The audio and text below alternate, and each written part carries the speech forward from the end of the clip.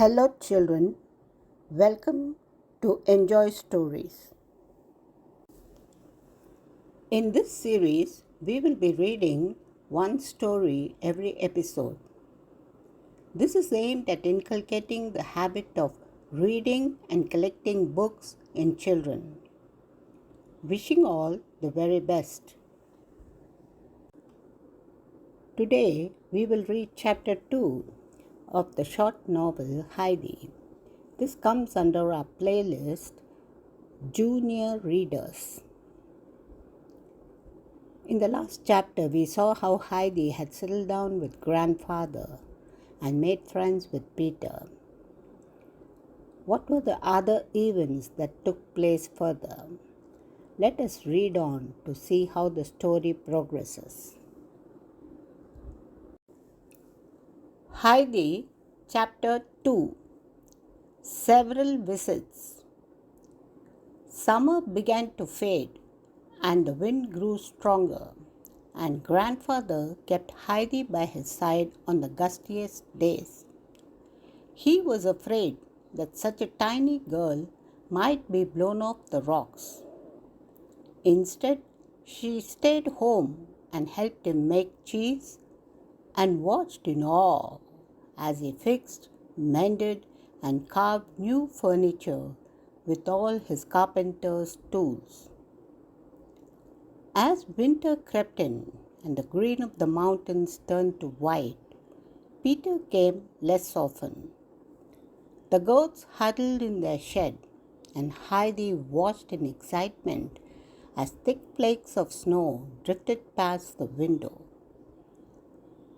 On one such day, Heidi was startled by a thump at the door.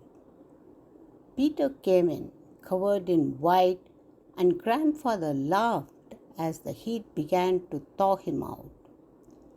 His clothes trickled like a waterfall.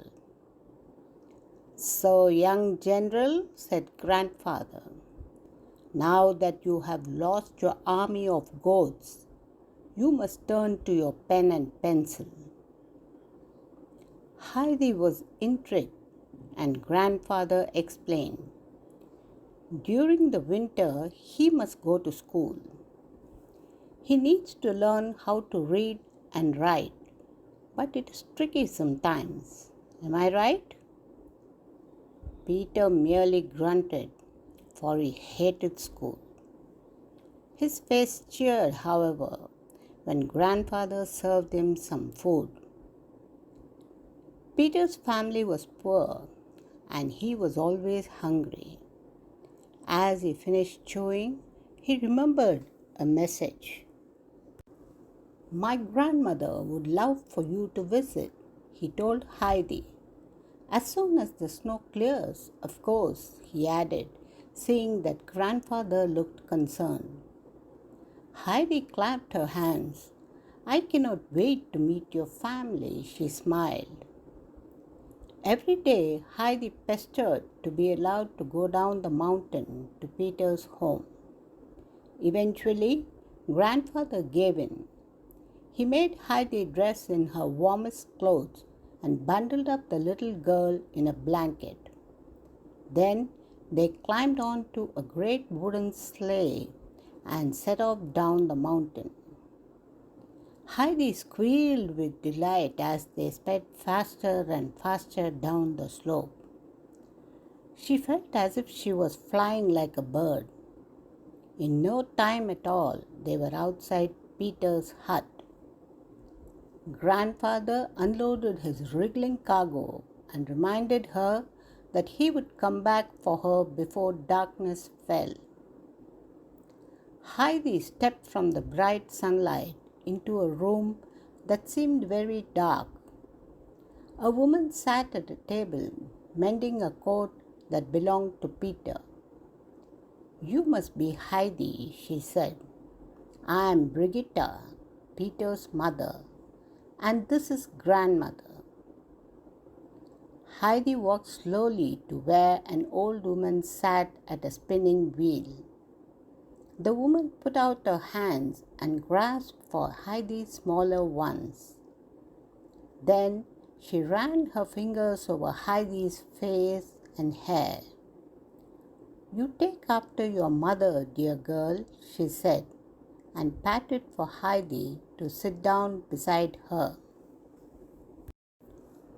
Heidi's gaze fell on a window shutter that was broken and flapping in the wind. "Why, grandfather could fix that in no time," she exclaimed, "and any other things that need mending. He is so kind and so clever." The adults exchanged glances of surprise. No one ever spoke about Uncle that way. "Ah, my child," said the old woman, "I can hear the shutter banging and the loose pieces flapping on the roof, but I cannot see them. Peter is unable to fix such things." Heidi could not understand how grandmother could not see them. "Maybe if you had more light in the house, you could see," she asked. But grandmother sighed and said it was always dark in her eyes, no matter how bright the sun or the snow on the ground. "But surely you can see the fire when the sun goes down?" Heidi asked, and then she burst into tears when she found out that grandmother would never witness another glorious sunset. A thump outside the door announced Peter's arrival home. "How was school?" asked his mother, and Peter replied sullenly, "Fine." Grandmother gave a sigh. "Still no breakthrough with your reading then?" she queried, and Peter grunted. Heidi wondered aloud why Peter needed to learn to read. Grandmother took Heidi's hand again. "I have an old book of prayers and hymns," she explained, "that used to give me such pleasure. But it is so long since I heard them that I can hardly remember them. I hoped that Peter would help, but it seems too difficult for him." Another thump at the door told Heidi that it was time to go.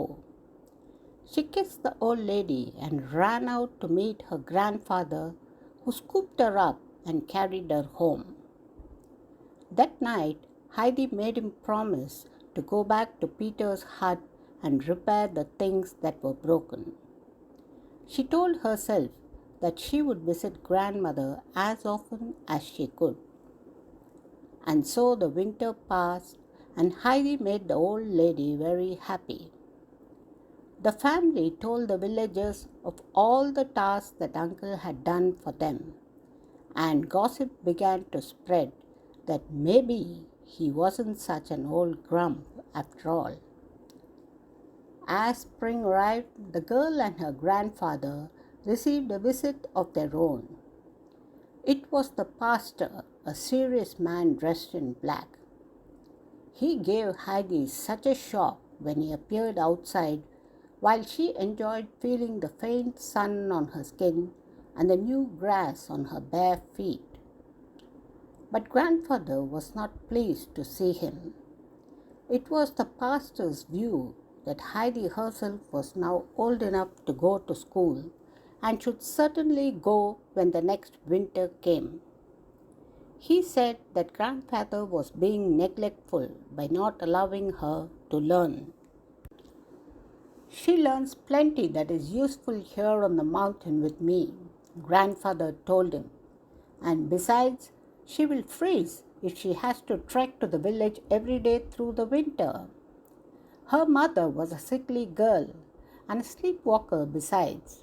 Who knows what it might do to the girl if she becomes unwell?"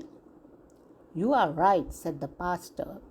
"The walk to the school is too far from your mountain house. Why don't you move down into the village for the winter?" Grandfather frowned. "No, I don't like the people and they don't like me." And that was the end of it, as far as grandfather was concerned. He loved Heidi, but would care for her as he knew best, and that did not involve classrooms or books or reading and writing. Hope you all enjoyed reading chapter 2 of the short novel, children.